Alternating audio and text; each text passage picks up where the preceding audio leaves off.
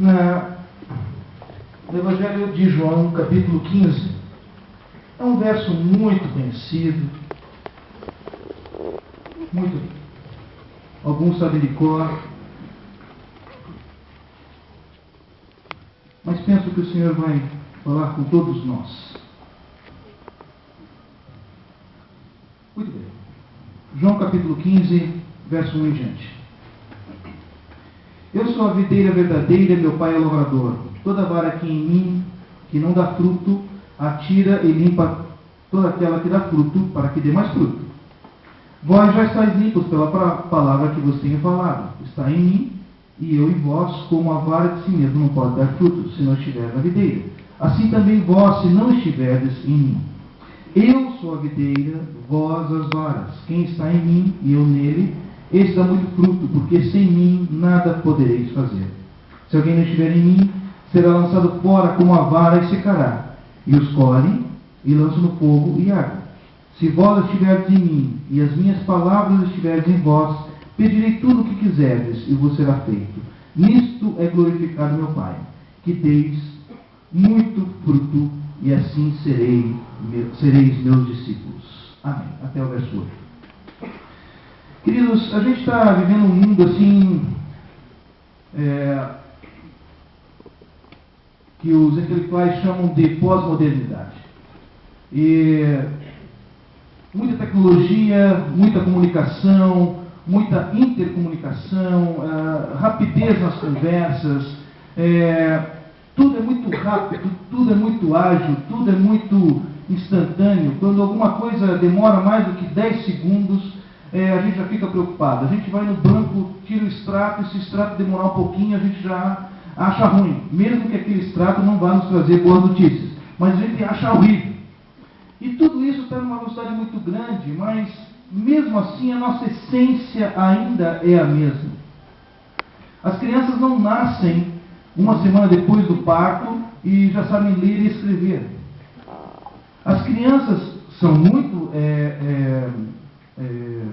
incentivadas, elas são muito aprendem muito rápido, vocês têm um acesso à tecnologia muito grande, mas nem por isso vocês dominam mecânica quântica, ou física quântica, ou física de foguetes, ou algo assim.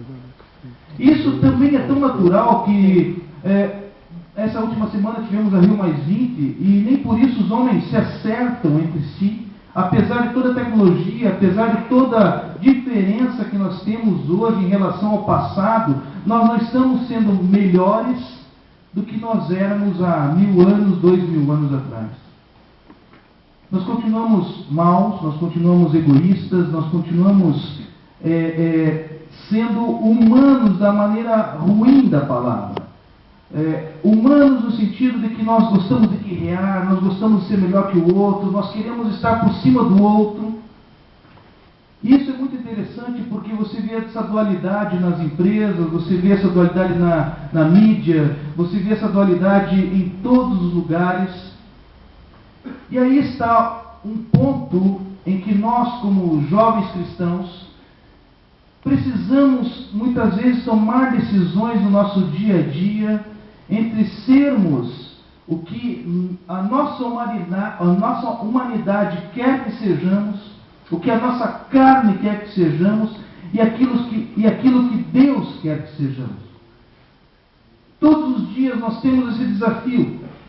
Todos os dias nós abrimos o Facebook e decidimos sobre o que nós vamos ver. Todo dia nós ligamos a TV e decidimos sobre aquilo que nós vamos ver. Se vamos satisfazer a nossa carne ou se vamos satisfazer o nosso espírito, que em tese, eu penso, que é um espírito modificado.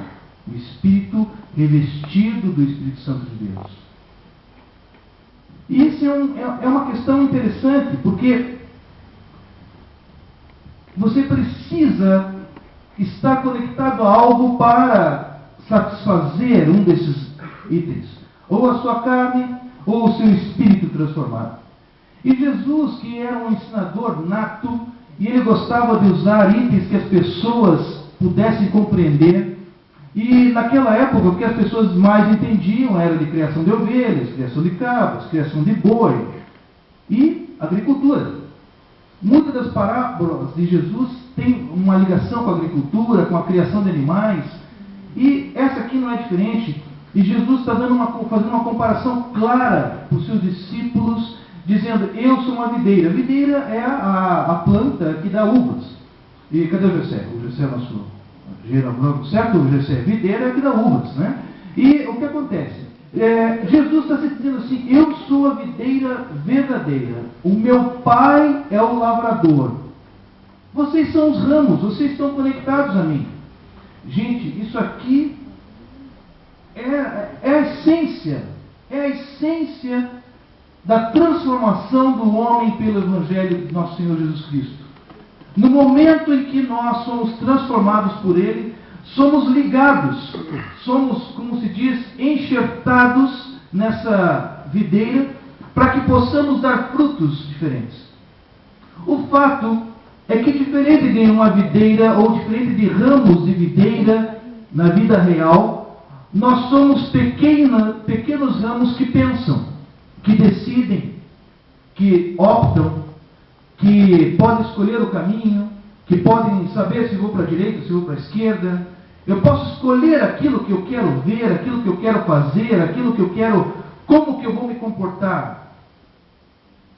E da mesma forma que Jesus chamou os fariseus de hipócritas, nós também podemos ser hipócritas. Podemos ter um comportamento bonitinho, mas na verdade somos bem feios.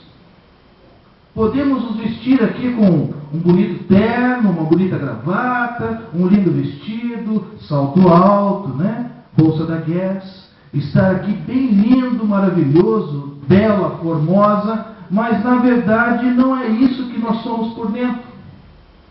Isso me chama muito a atenção, principalmente nessa semana que tivemos uma notícia interessante. Houve no Rio Grande do Sul um problema devido à baixíssima temperatura, um fenômeno que não acontecia há vários anos por lá.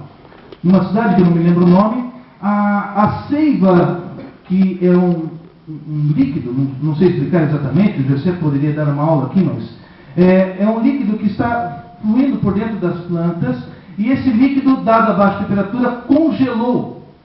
E por congelar esse líquido, o que acontece? As plantas morreram, então elas ficam escuras e morrem rapidamente. Isso me fez lembrar exatamente desse ponto. Se nós estamos conectados com o Senhor Jesus, nós somos videiras, somos galhos que vão dar fruto. Mas se nós não estamos conectados com o Senhor Jesus, nós não damos frutos. Agora, isso é um contexto espiritual. Eu não posso olhar para o Adilson, olhar para ele e dizer: o Adilson está conectado com Jesus. E, coitado do Oséias, pelo exemplo que eu vou dar com ele, o Oséias, eu olho para ele, minha visão de raio-x não pode dizer assim, o Oséias é um pecador e vai para o inferno. Eu não tenho condições de dizer isso. Quem tem essa condição são duas pessoas. Duas pessoas. Uma é o próprio Senhor Jesus. Porque Ele é a árvore, Ele é a videira, é Ele em que você deve estar, ou você não está conectado. A outra pessoa é você mesmo. Você mesmo sabe se você está conectado, se você está ligado em Jesus e, por consequente, dando frutos, ou você não está. Isso é muito interessante, porque por que me chamou a atenção isso? Pessoal, nós todos somos jovens. E uma das coisas que a mídia mais faz hoje é bombardear-nos, jovens, com várias coisas, e a maioria dessas coisas não é boa. Mas ao mesmo tempo ela se questiona por isso. Meninas, já perceberam a quantidade de propaganda de chocolate, de coisas deliciosas que tem na televisão, e ao mesmo tempo você tem matérias que dizem assim que você tem que ser magra, linda, maravilhosa, sexy, e tem que ser forte, e você vai ser líder. Já perceberam isso? Em contrapartida, estava vendo um livro esses dias que falava justamente sobre o poder que as pessoas bonitas tendem a influenciar as outras. E eu falei, que legal, quer dizer que as feias não têm poder nenhum. Dancei, né? Dancei. Primeira coisa que eu fiz foi ligar para o psicólogo. Brincadeirinha. Mas vejam só. Veja como a mídia ela é perversa, não? Ela coloca tantas coisas para você e ao mesmo tempo diz que você tem que ser diferente. Ela coloca tantas coisas para você.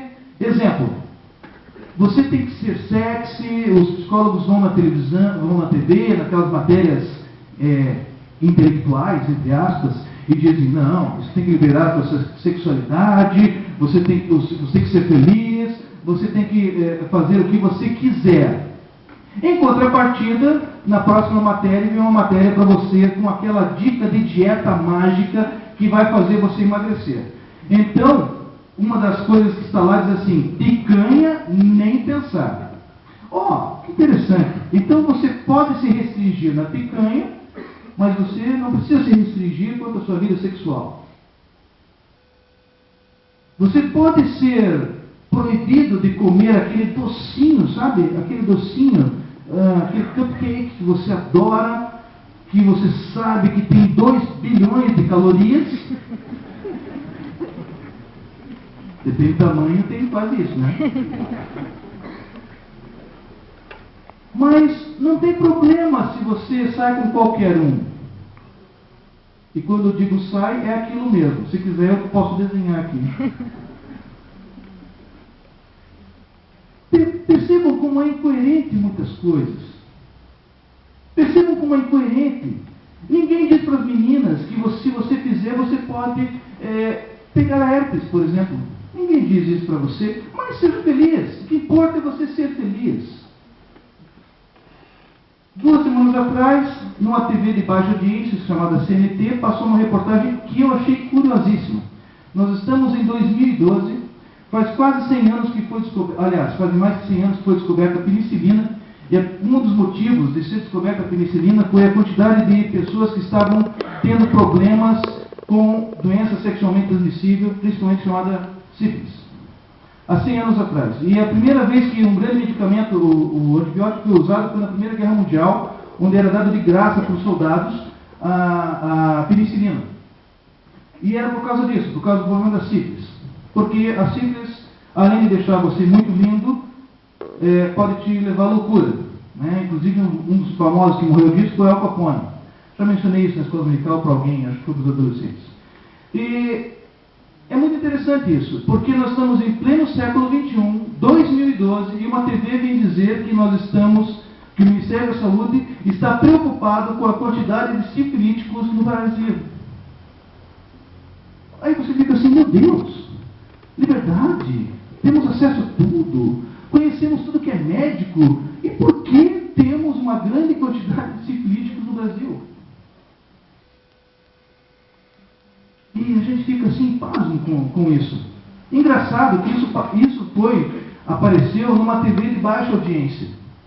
Na TV de grande audiência está começando a vincular agora que nós temos problema com a gripe H1N1. Aliás, gripe A1, sei lá qual o nome. É o gripe do porquinho, mas não é chamado porquinho para ninguém parar de consumir carne suína. Mas isso é um problema político e econômico, eu não vou mencionar isso. Meu negócio é falar de Cristo nessa noite. Vejam só, tantas coisas que a mídia coloca de um jeito, mascara de outro, coloca de um jeito, mascara de outro. E nós que somos jovens somos altamente influenciáveis. Propagandas são para nós, as festas são para nós, os eventos são para nós. E nós estamos numa época interessante. Por quê? Vocês jovens, vocês estão tendo uma capacidade monetária e financeira melhor que a dos pais de vocês na mesma idade. Os nossos pais, na nossa idade, tinham uma capacidade financeira pior. Muitos de vocês já têm carro zero, quando o pai de vocês muitas vezes foi ter o primeiro carro depois dos 30 anos. Muitos de vocês já compraram apartamento próprio, quando na verdade o pai de vocês morou de aluguel até os 40. Muitos de vocês já têm plano de aposentadoria. Muitos dos pais e dos avós de vocês dependem da aposentadoria do salário mínimo do INSS. Vocês estão tendo uma diferença, uma capacidade diferente. Foi mencionado aqui pelo guerreiro que ele veio para cá para estudar. Estudou, fez a faculdade, Deus o ajudou, etc. Veja que isso é uma coisa, entre aspas, entendo o que eu estou dizendo, natural. Natural. Você pode ir e fazer uma faculdade, né? Vai ter todo o esforço, a dificuldade de trabalhar durante o dia. Eu dou aula em faculdade à noite, então eu sei a dificuldade que os alunos têm de trabalhar durante o dia e estudar à noite, né? Eu sei da dificuldade que é. E veja, mas é possível. E dado essa possibilidade de chegar e terminar a faculdade, que muitos dos pais de vocês não fizeram, mas vocês estão tendo capacidade disso, seja por esforço próprio, seja porque os pais de vocês conseguem pagar a faculdade para vocês, vocês estão chegando num nível financeiro melhor. Isso vocês aqui e vocês jovens lá de fora. E o que acontece? Então você olha a sociedade inteira não está afim de Deus. Por quê? Eu não preciso, eu tenho dinheiro, eu tenho meu cartão de crédito. Cartão de crédito é uma coisa interessante. Muitos dos pais de vocês só puderam ter cartão de crédito depois dos 45 anos. E vocês já têm com 20. Está certo que o pai é que paga? Mas é só um detalhe. Depois o pai chega lá, né? Ele recebe a conta. Cartão de crédito, chega a conta. Meu Deus, o devorador está invadindo o nosso lar. É você que não está se controlando, né? Você que está muito ávido com o seu dinheiro de plástico.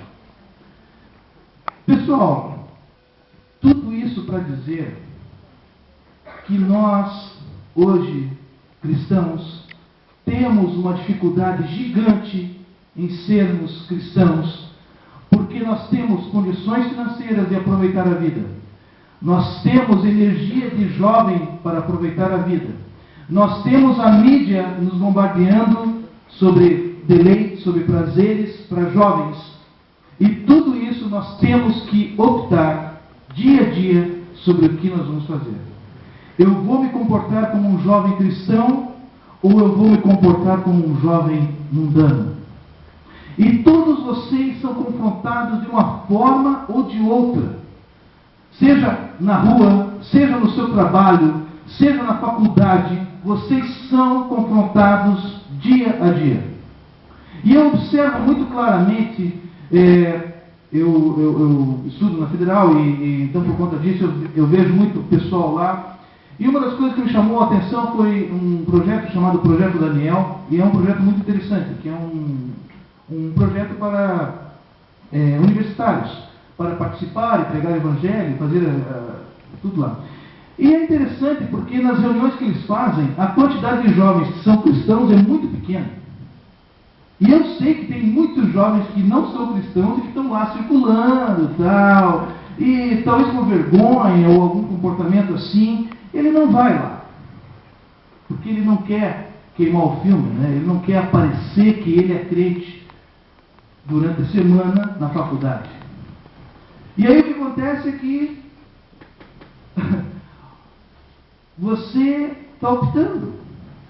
Quando eu digo você, entenda se você faz isso. Espero que você não faça isso. Você não é obrigado a ir nas reuniões, mas infelizmente eu sou obrigado a dizer para você que Jesus disse assim: aquele que se envergonhar de mim, eu me envergonharei diante de meu Pai. Então, se você sente vergonha de ser crente, eu sou obrigado a dizer para você que Jesus mesmo disse que ele se envergonharia de você. Então, reflita sobre isso. E o interessante é que nós somos confrontados. Esses dias eu estava navegando pelo Facebook e tal, e tentando colocar as mensagens do pessoalzinho, acompanhando alguns e tal, e achei das preferências que você coloca no Facebook, e era uma garota, e a garota assim, selecionou o pânico. E eu fiquei chocado com aquilo. Né? E talvez quem está me ouvindo e dizer isso também está chocado. Por que eu vou falar do pânico? Bom, eu, como pessoa, independente de ser crente ou não, Eu acho o pânico uma aberração. Uma aberração contra as mulheres. As mulheres ali são meros objetos sexuais, alguns objetos apenas de brincadeira, uma exposição assim, beirando o ridículo, apesar de a gente achar engraçado, beira o ridículo. Então, com qualquer menina que eu fale, independente de ser cristã ou não, eu digo, olha, o pânico manipula as mulheres pior do que as propagandas de cerveja faziam. E hoje elas não fazem porque estava pegando mal, então eles estão deixando de fazer. Segundo ponto, é um programa extremamente machista. E as piadas são totalmente desconexas. Aí eu fiquei chocado, assim, por que uma garota crente vai gostar de pânico? Tanta coisa interessante, tudo bem, eu não sou nenhum ignorante, nem sou a pessoa mais certa do mundo, né? Não sou um legalista para dizer que você deve ou não, mas sabe esses pontos assim que não tem coerência. E o que eu quero chamar a atenção para você é como você decide no seu dia a dia em como você é cristão e como você não é cristão. Em como você opta em ser um cristão e como você opta em não ser um cristão. Mas, Abimael, eu posso não ser um cristão? Claro que pode. O rapaz, você está no trabalho, teu colega chega e diz assim, você diz, não sei porquê, eu estou afim de falar umas coisas para você que eu não falo para ninguém. Aí ele começa a abrir o coração, e começa a dizer, lá em casa está uma confusão, e tal, e daí você começa, pois é, porque Freud falou isso, e Jung falou aquilo, e temos psicólogos aqui, então eu tenho que tomar cuidado para não sentar nenhum nome errado e nem ofender ninguém, né, Camila? Mas, brincadeirinha à parte, é o seguinte, você começa a filosofar sobre tantas coisas, e em vez de dizer assim, escuta, eu sou evangélico e creio que Deus tem um poder sobrenatural. Eu posso orar por você? Você só faz isso depois da 10ª conversa. E fica torcendo para que a conversa parar logo, muitas vezes. E você não sabe por que ele foi atraído por você. Ele foi atraído por você porque você, mesmo desse teu jeitinho aí, você ainda é a luz do mundo. Mesmo desse teu jeitinho aí, você é uma pequena chama, uma vela acesa lá na escuridão. E por conta disso as pessoas são atraídas para falar com você, para sem saber porquê, abrirem o coração para você, e tudo que elas precisam muitas vezes é de uma palavra de bênção, é de uma oração. Mas a oração não vai mudar a vida dela, talvez você não saiba. Você não sabe o que vai acontecer dali em diante. Deixa eu citar um exemplo que para mim foi muito interessante. No aniversário do meu sobrinho, eu estava na casa dele, um rapaz de outra igreja evangélica, e ele me comentou o testemunho dele. E foi muito interessante. Diz que quando ele era pequeno, os pais dele faziam alguns tipos de trabalhos, pizzaria, essas coisas assim, e ele lembra-se que ele ouvia, quando ele era pequeno, ele ouvia vozes, ouvia coisas se mexendo na casa dele, ninguém em casa, só ele e o irmão, e as coisas se mexendo, e gente passando em volta, sabe, essas sensações assim meio estranhas. E ele foi um dia convidado a ir num desses eventos de evangelismo, mas para crianças. EDF. Uma espécie de EDF, isso, obrigado. E ele foi até lá, e por conta disso, chegou um momento em que o pastor, ou a pessoa que estava palestrando, disse assim, e aqueles que querem aceitar Jesus, levantem a mão. Ele tinha ido só para comer as guloseimas, né?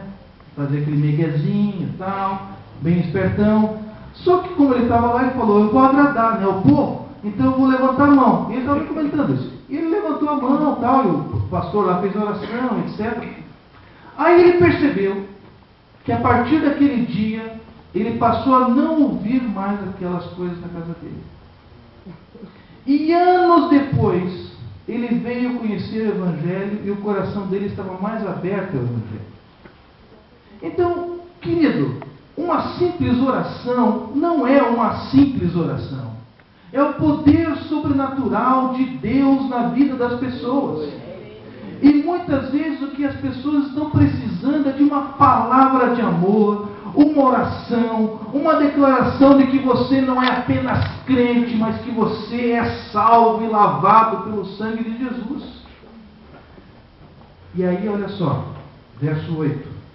Nisto é glorificado meu Pai, que deis pouco fruto, assim sereis meus discípulos. Pouco fruto. Muito fruto. Como é que eu meço isso, Manuel? Eu não sei. Graças a Deus, não trabalho com a contabilidade de Deus. Graças a Deus. Porque senão eu poderia ficar com medo de estar no negativo, né? Graças a Deus. O que eu sei é que nós precisamos dar frutos. Nós precisamos decidir por Cristo a cada dia. E muitas vezes nós pregamos, muitas vezes nós cantamos, muitas vezes nós lemos apenas uma parte da Bíblia onde fala de coisas boas e esquecemos que na verdade a vida cristã é uma vida um pouquinho complicada. Por que ela é complicada? Se você abrir a sua Bíblia lá em Mateus 10:38, você vai perceber que Jesus está falando assim, olha, você tem que carregar a sua cruz. Naquela época, carregar a cruz, hoje, 2000 anos depois que Cristo morreu na cruz, a gente sabe o que significa. Naquela época, antes de Jesus, quando ele falou essa palavra, significava assim, você tem que ser alguém que fez um mal muito grande para a sociedade para carregar a sua cruz. É como se fosse uma coisa ruim. É como se você fosse alguém que a sociedade literalmente não gostasse e por isso você iria morrer. Porque era essa a ideia da cruz naquela época. E por conta disso ele está dizendo, olha, carrega a tua cruz. Seja ruim para a sociedade. Não que a gente vai ser ruim para a sociedade, na verdade a sociedade é um pouco estranha. Porque o jovem crente é um jovem maravilhoso. Ele não vai dar despesa para o INSS, porque ele não corre muito com a moto, então a probabilidade dele se matar ou dele ficar com problemas por conta da moto é menor, porque ele sabe que ele deve respeitar as leis de trânsito. Certo, queridos? Certo? Certo. Você sabe que onde a placa diz 80 é para você andar até 80, né? Não é depois de 80, sabe disso, né?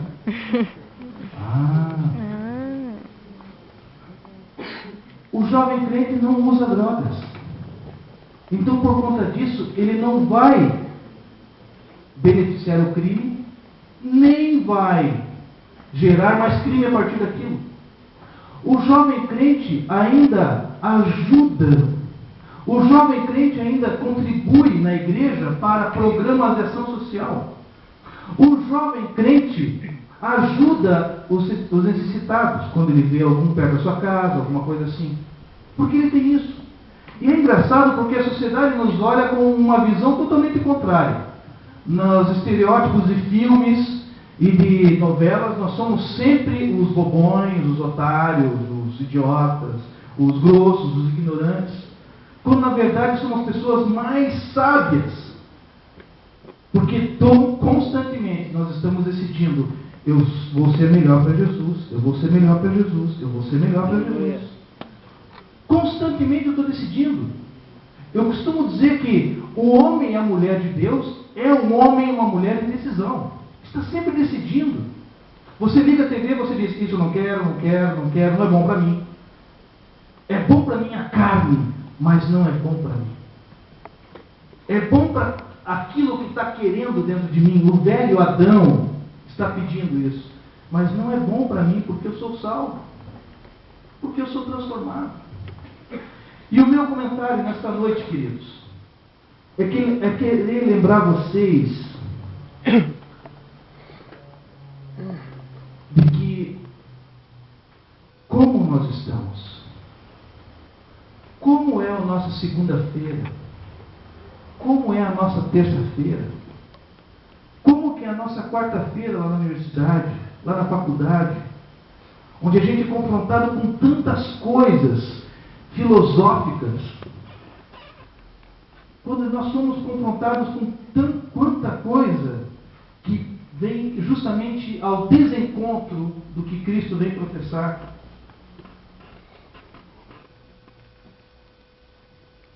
Quando nós somos confrontados, quando nós somos bombardeados de que nós precisamos ser melhor que o outro, apesar de que há uma falsidade dizendo assim, não, nós nos amamos, né? Você olha na TV assim, todo mundo ama todo mundo, já percebeu? Ah, eu amo tanto esse rapaz, tomara que caia morto. Ah, eu adoro tanto essa garota, tomara que caia morta. Uma dualidade constante. As empresas, eu não vou citar alguns nomes aqui que poderiam estar, porque vamos dizer que eu sou comunista.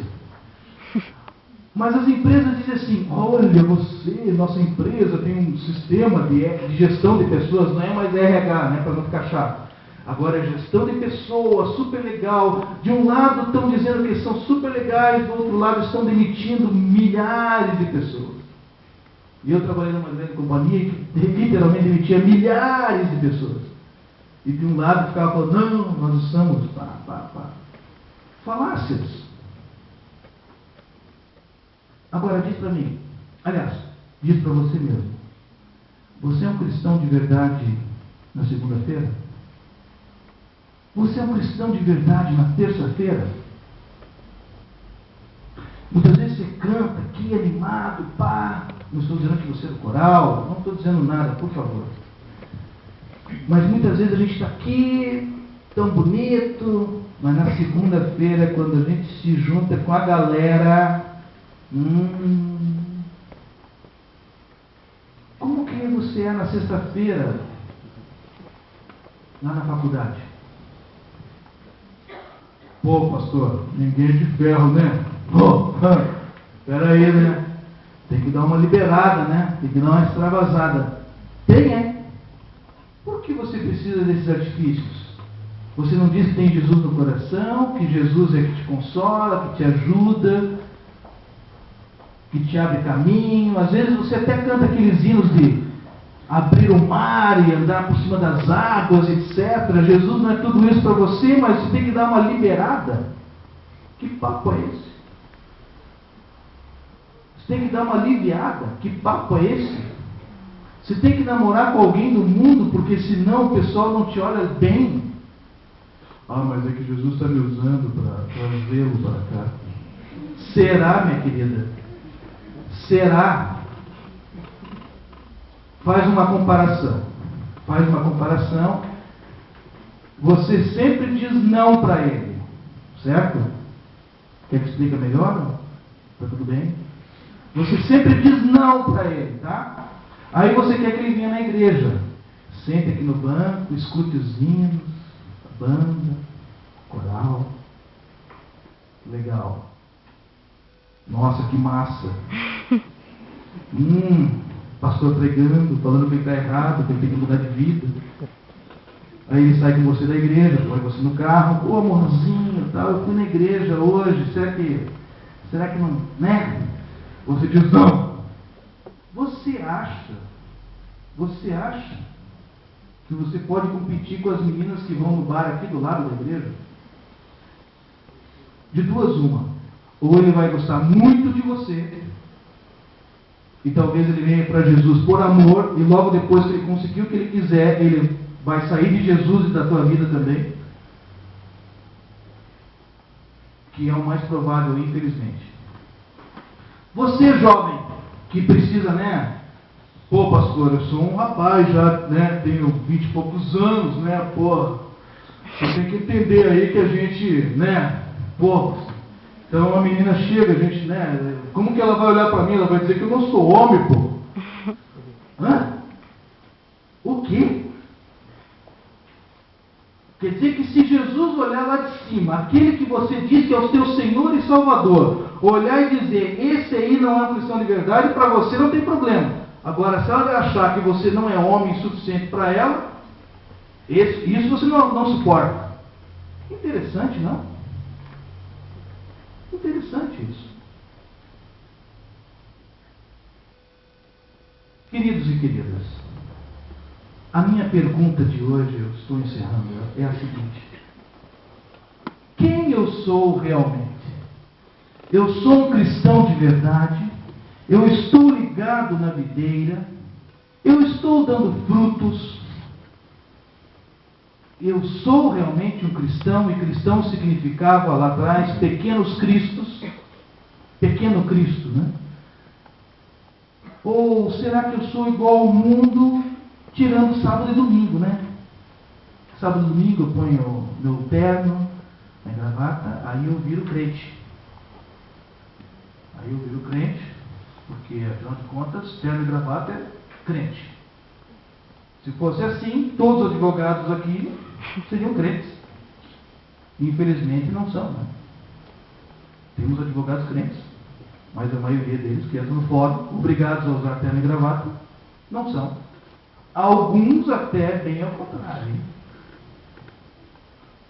Então, eu peço que o grupo do louvor venha aqui. Eu queria cantar aquele corinho Me Derramar.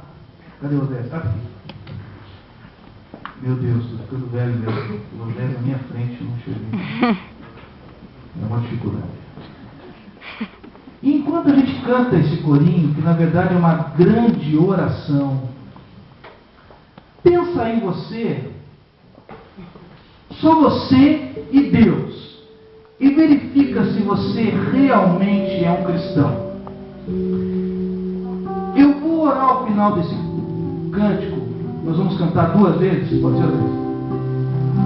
Nós vamos cantar 2 vezes. Ao final desse cântico eu vou fazer uma oração por você. Você não precisa se constrangir a vir aqui à frente, tá legal? Eu sei que essa pregação hoje foi um pouco diferente e foi meio pesada. Você não precisa vir aqui à frente, mas eu vou orar por você. E nós vamos juntos pedir que o Senhor renove a tua vida a partir de hoje, para que você mude. E lá no teu trabalho, em vez de ser uma chama desse tamanho assim, ó, você seja uma fogueira, onde as pessoas só de chegar perto de você vão sentir alguma coisa diferente, porque o Senhor vai estar te usando lá na faculdade, lá no teu trabalho, lá no escritório, lá na firma do teu pai, lá na tua escola, porque é para isso que nós somos chamados, darmos frutos, glorificarmos o nome de Deus dando frutos dessa forma. Vamos ficar em pé para você ficar mais à vontade. Vamos cantar. Olha,